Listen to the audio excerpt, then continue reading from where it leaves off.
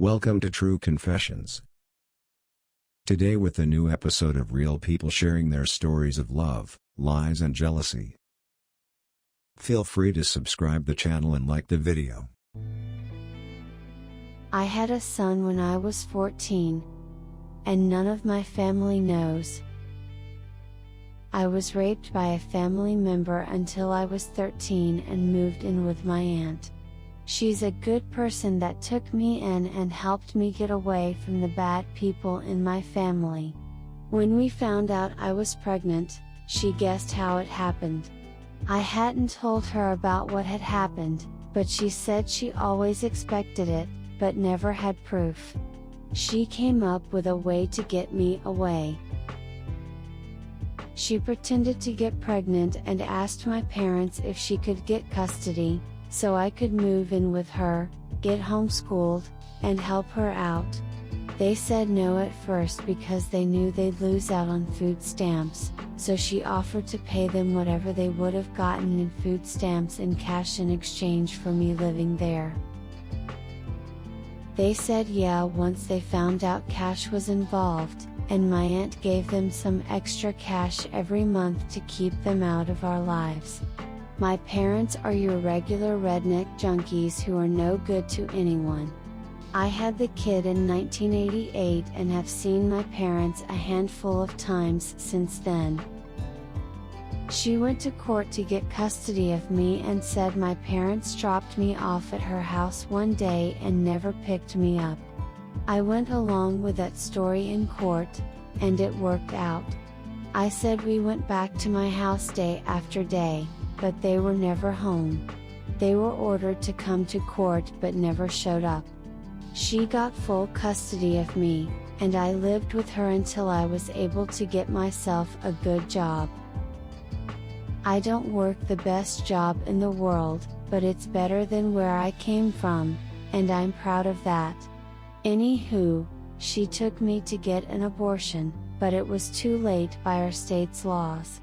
She pretended to be pregnant, even tried to gain weight, and bought clothes that made her look bigger. I stayed home every day until I had the baby. Everyone thinks it's her kid. I don't feel bad about it and won't ever tell the kid unless my aunt wants to or some big emergency happens where he needs a body part. She always said it's my choice to tell, but I think it's her choice too. She raised him, he calls her mama, and I wouldn't want to take that away from them. He doesn't look like me at all. He doesn't really look like my aunt either. He thinks his daddy is some guy she met at a bar she had a one-night stand with and she doesn't know who he was. He's an adult now and is settling down with his wife and they're thinking about having kids. It's sometimes weird because I know if they do they'll be my grandkids but they'll never know. I don't feel like a parent to him at all. I know he's my biological kid, but I'm not his mama. Every now and then it makes me sad, but I know it was the right decision to make. He's had a good life. My aunt and I saved up to make sure he could get a good education, and he did that. He knows me as his older cousin and we get along well. He's a good guy. Hardworking, a good person, does what he can to help others. I'm proud of him. Here are answers to questions people have. The person that raped me is in jail for the rest of his life. He was arrested for something unrelated to what he did to me, but he won't be out of jail until he's in his 90s. I doubt he'll live that long. My aunt tried for years to get me to admit what was going on. She tried very hard. Anytime she saw me she asked if I was okay. She tried to get custody of me when I was a kid but it didn't work out. My parents acted like decent people and I denied anything was going out because of fear. Don't assume she could have done more. She did everything she possibly could, but I was too afraid to speak up. I know DNA tests exist. I don't know if he'll get one done, but we'll talk about what to do if he ever does.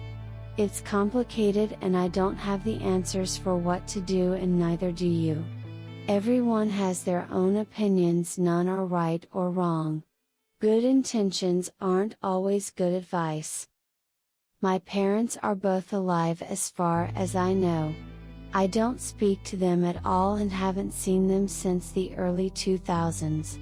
I don't care to reconnect with them. The way I look at it, my aunt is the only mama I ever had, and I don't need to worry about someone who gave me up for drug money. Growing up, everyone thought I was a shy kid.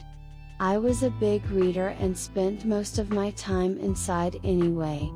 No one thought it was weird that I was inside a lot. We went to a hospital outside of town to avoid seeing anyone we knew. My water broke in the middle of the night. We were lucky with that, as our neighbors never saw us leave. No, I never went to college. When I was a kid, I never thought I'd even graduate high school, but I did. Regardless, I make enough to pay my bills and have a little savings. I used to work 3 jobs to make sure I could pay for his college once the time came. Now I only work 1. I don't like what I do, but I work hard and I'm proud of that.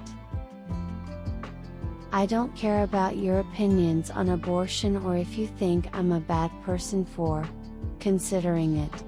I was barely a teenager and it would have been the best choice for me. No, I don't regret having the child now, but I wish I didn't destroy my body in the process. I can't have kids now because of the damage that pregnancy caused my body. A few disgusting people have messaged me that this was sexy, that I deserved it, or asked for details. I don't know what the hell is wrong with you, but from the bottom of my heart I hope you die. The world doesn't need more sick fucks like you. Yes, I know my aunt is a great person. She's the best person I have ever known. Not just because she helped me. I think she would have done the same thing for anyone. She's an angel. Thanks for watching and supporting the channel. See you for the next episode of True Confessions.